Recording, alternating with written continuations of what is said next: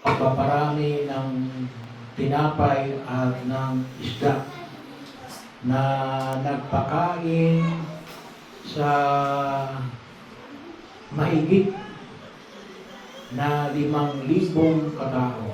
Binanggit lang dito ay, ang binilang dito ay mga lalaki, no?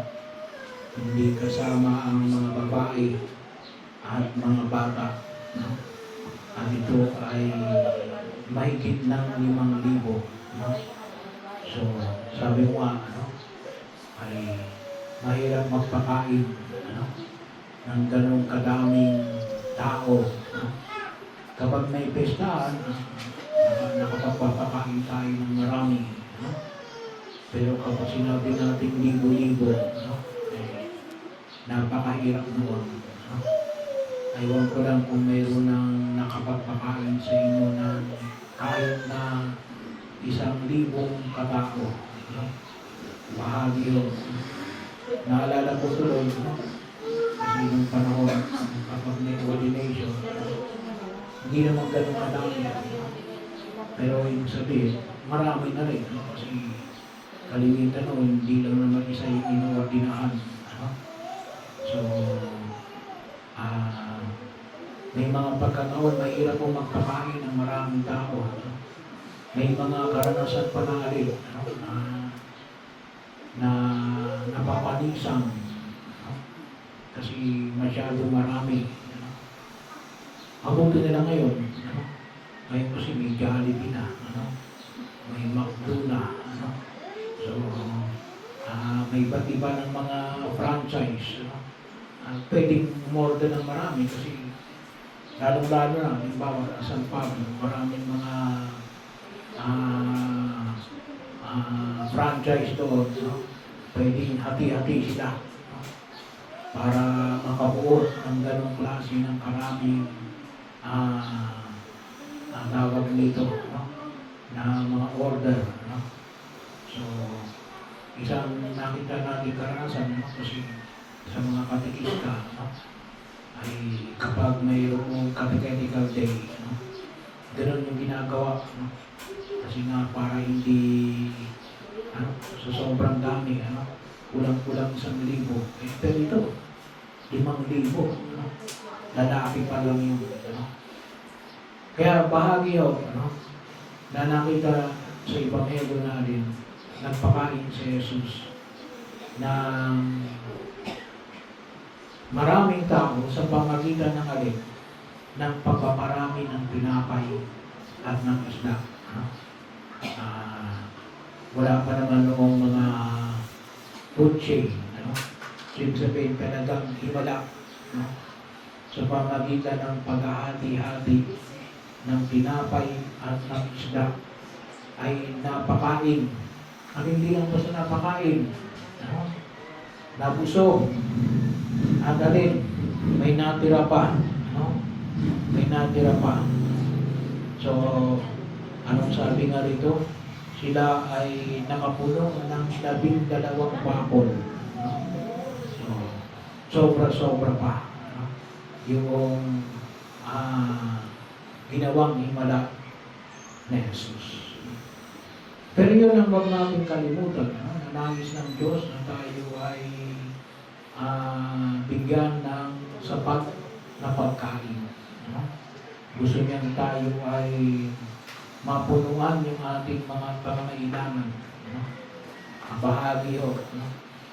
Kaya nga inilatusal natin sa ating panalangin, bigyan mo kami ng makakain sa araw-araw, no? Gusto ng Diyos na tayo ay magkaroon ng lakas, no? Lalong-lalo na itong mga taong sumusunod sa Kanya, sa ilang, no? Kasi sabi nga baka nga yung ibang lumalapit sa Kanya, napagalingan niya, pero uwi naman ng gutom, no? Ay baka mahimatay sa disyerto, no? Ay baka lalong lumala yung kanilang kalagayan, no? Kaya yun ang huwag natin kalimutan, no?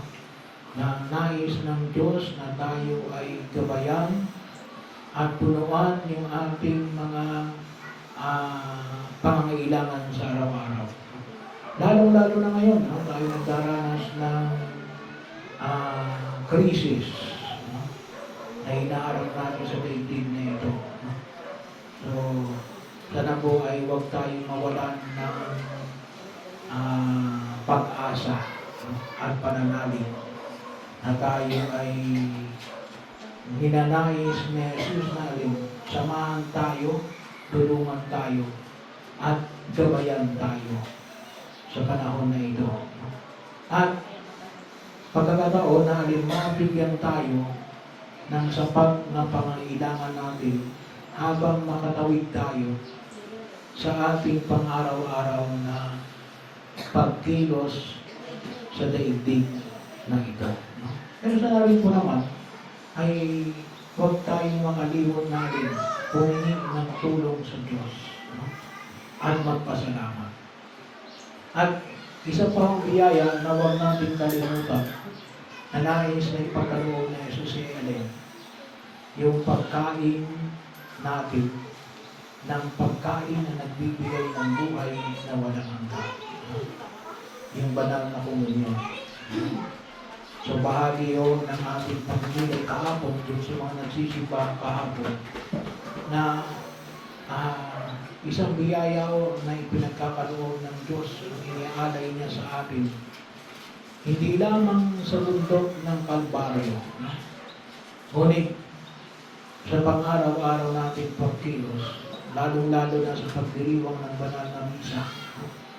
Na iniaandong niya ang isang dakilang pagkain. No? Ano yun? Yung kanyang katawan at dugo. No? Ito yung pagkain na nagbibigay ng buhay na walang hanggan. Sabi mo nga, hindi lamang tutugda nang tayo ay mga kabilang sa kanyang pinag-aharian. No? Kasi sabi nga ho natin, no? Kapag walang hadlang, tumanggap ng komunyon. No? Kung wala ka ng anuming hadlang, no? Yung kasalanang mortal, no? Kung wala ka namang kasalanang mortal, ay tumanggap ka ng komunyon. Kung mayroong mga kasalanang mortal, mangumpisan, no? Para makatanggap ng komunyon. At pangalawa, ano yun? Yung Eucharistic fasting, yung hindi pagkain ng isang oras o pag-inom, maliban lamang ng tubig, no? Bago magkomunyon, isang oras.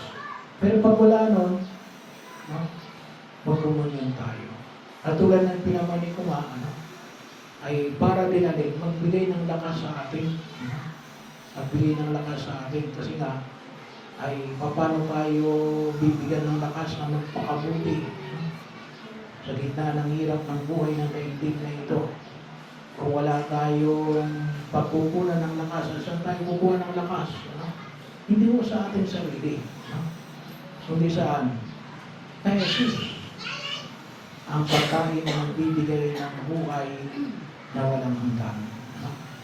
Yun pong pagtanggap natin ng komunyon, yun ang magbibigay sa atin ng lakas na magpakabuti kahit na sa gitna ng krisis na hinaharap natin sa daigdig na ito. No? Na gumawa ng mabuti kahit na ginagawan tayo ng masama. No? Ay hindi mo yan manggagaling lang sa sarili natin kapangyarihan. No? Yan ay din sila natin alin, manggagaling sa kapangyarihan ng Diyos. At saan niya pwede ibigay yun? No? Ay sa pamagitan din ng Espiritu Santo, pwede niyang ibigay lalong-lamang saan? Sa banal na komunyon. No? Kasi doon tayo kukuha ng lakas. No? Hindi natin makukuha yan sa sarili nating kapangyarihan bilang tao. No?